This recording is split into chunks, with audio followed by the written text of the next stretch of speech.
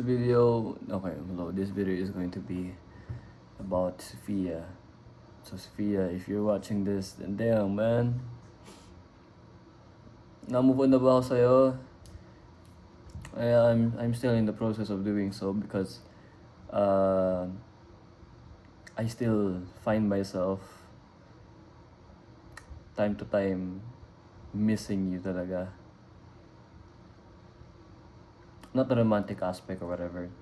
Yung pinagsamahan lang talaga natin. The friendship, you know. Yeah. Oh yeah, for the record, I deleted yung album. So that's yung nakita mong album sa cellphone ko. Yeah, that's gone. Dinilit ko siya nung actually last week. Dinilit ko siya. Was it hard? Yeah, it was hard. But yeah. But I still find myself talaga like missing you. I don't know why. And may mga times na tuwing nasa galaan ako with my dad noon, like, yung naalala ko, yung iniisip ko agad is, ano kaya magiging reaction ni Parakad pag kinento ko sa kanya? Knowing na may alam sa situation ko, may alam sa kung ano ako, kung ano yung relationship ko sa dad ko and all that, na magiging reaction niya, ganun. Or kaya yung mga shoes, yung mga sapatos, o kaya, life in Qatar, ganun. Kasi, no. Pero I figured na you'll be that kind of person at based sa pinagsamahan natin na you'll be interested on actually hearing those stories and kwentos.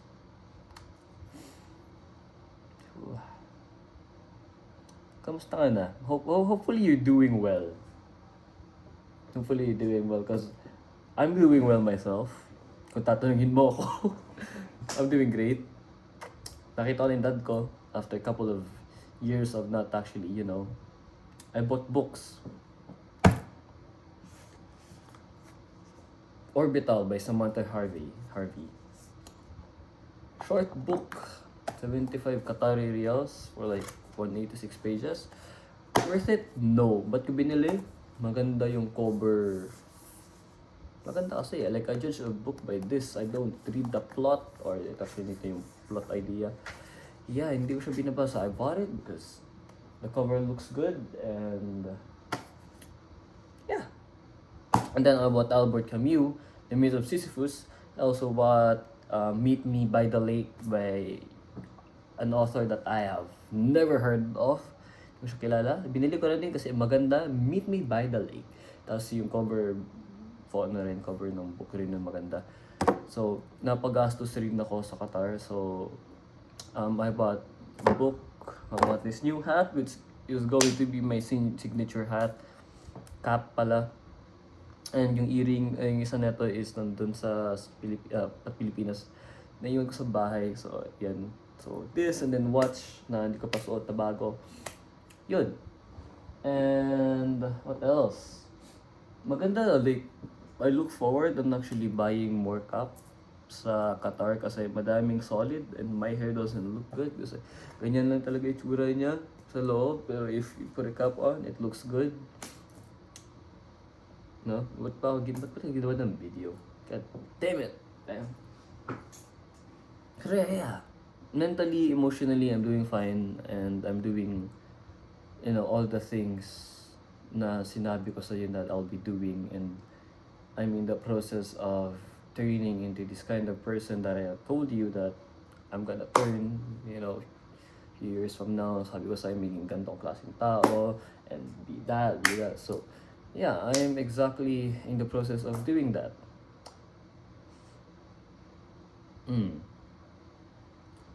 May improvement ba? I have no idea. Papataba pa rin ako. Yeah. I miss you, by the way. Like, really. As in, there's really, well, well, like, paano pa sabihin to? You were different, that's for sure. Siguro, like, a lot of my classmates, pag napanood na to, you know, and then there's gonna be a lot of people na ganyan, pero you were different, Sophia. And pakiramdam ko talaga in every goddamn life that I'm going to have, there will always be Sophia. Mapa Sophia na S-O-P tapos H-I-A, or Sophia na S-O-F-I-A. You know, there's always gonna be that person. Kasi in our lives, in the life of Ryan, yung full name, you were that person that really understood us in a way that no one else could. Kahit sabihin pa ng iba na there will always be someone na, you know, hindi, because you are irreplaceable. And I don't know kung ano mangyari sa susunod na days, weeks, or years, or what, pero just know na I'm always here. From platonically speaking, isipin mo na the next interaction that we're going to have is going to be romantic na, oh, damn, di pa ito nakakamove sa akin, what if itong ginagawa niya sa akin? No. Because I'm pretty sure that by the time that we're gonna have our first interaction after yung pag-amin ko sa'yo, wala na yun. Wala na talaga yung feelings, no? And wala na rin hidden, unquote, hidden feelings. Wala na. It's going to be the usual stuff na pinag-usapan, the usual stuff na ginagawa natin. Pero, without romanticism, ano po, hinahin ko na rin sarili ko. So, yeah. Hopefully, you're doing well. If not, I'm pretty sure you have, you know, your own circle of friends. You have someone to rant on, to tell your problems or whatever. Ang malaga lang sa akin is you're doing well. Buhay ka sa mundong to. And there's nothing for me to be concerned about. Kasi if there is, damn. Depende, pero, okay. And, ano pa ba? Life has been good lately. Hindi pa ako nakapag-enroll. Hindi pa, actually. Plano ko by this month. Or, hintayin ko na lang umuwi ng Pilipinas and ako mismo mag-enroll kasi I want to experience enrolling sa university. Hawak-hawak ko yung documents ko and pagpila. Like, sinabi ko rin sa mother ko na gusto ko na mag-enroll ako. Like, ako na mag-isa. Para naman maranasan ko yung pagkandal ng documents ko and paying and pagpila and all that, no? Pero, it's either that or try namin na mag-online enrollment. And kailangan pa namin pumunta sa school. Kailangan ko pa rin pumunta sa school if mag-enroll online. Kasi for the ID picture and I believe for the documents mismo. So, yun. Ano pa ba? I'm gonna start saving money because kakaroon ulit ng flea market sa July. So, I'm gonna save money kasi I badly need a digicam. You know, pwedeng malaking camera na dala, so I won't take a digicam, like the cheapest one that I can get. And some shirts and some outfits. And I'm gonna also sign up for running events. As often talaga, gusto kong umattend in every running event that magkakaroon sa Baguio City. Actually, may na-miss ako. Ang dami ko na-miss nung May, last month. Ang dami ko talaga na-miss. Sayang, gaganda pa naman ng medalya. And the singlets, the shirts, the finisher shirt, solid. So, akala ko saan bumawi. Although there's many more running events to come. There's certain events talaga na napakaganda talaga ng medalya. So, yeah. Goal ko for this year, half marathon. Like, I already did the half marathon, pero that was 2 hours and almost 3 hours, 2 hours and 40 minutes. Try ko siyang gawin in other 2 hours, siguro 1 hour and 50. So, ayun, next year ko plano na marathon talaga na 42 kilometers. For now, I'm just gonna go spam 5Ks, 10Ks, and then 21 kilometers, tas fun runs, trail run, 16 kilometer, 15 kilometer, yun lang yun ako. I'm not gonna go for the marathon talaga kasi hindi pa ako prepared doon. Hindi pa prepared yung aerobic base ko, yung fitness level ko. So, yeah. Ano ba ba may kwento sa'yo? Oh, yeah. I don't know if titingnan mo yung stories ko or what not, pero boom! Boom! I believe this is the Onitsuka Tigers Mexico 66 silver colorway. So, solid. I've been looking forward to actually having an Onitsuka. Next goal, Golden Goose na sapatos na alam mo yung typical lang. So yeah, yun lang naman.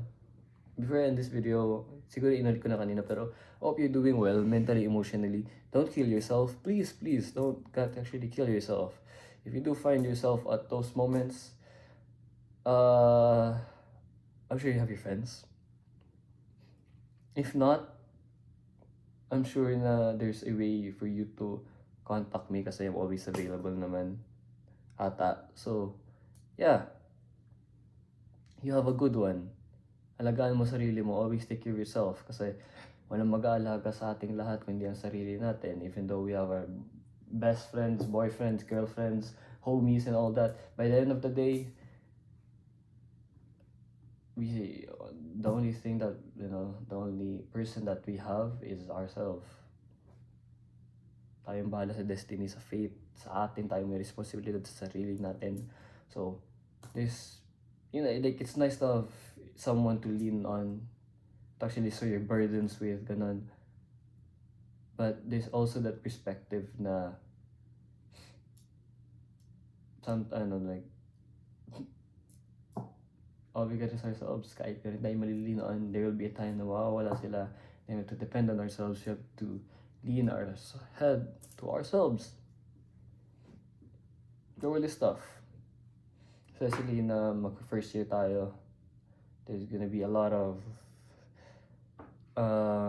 chaos, for sure. Chaos, fun, crying, breakdowns, and all that. So, let's embrace it with open arms, open mind, and yeah, let's enjoy it. Kasi I plan to actually enjoy this this life. Yun lang naman. Hope you have a good one. And if ever may pinost ko sa YouTube to, which most likely I would, then ang tapang-tapang ko kasi wow, imagine recording a video for that specific person, which is you. So, yeah. Hope you're doing well. Hopefully, you're doing well. Talaga. Good luck kung naman yung plano mo sa buhay. And I'll see you around. Or not. I don't know. Bahalang mundo. Bahala na si Batman. Shoot.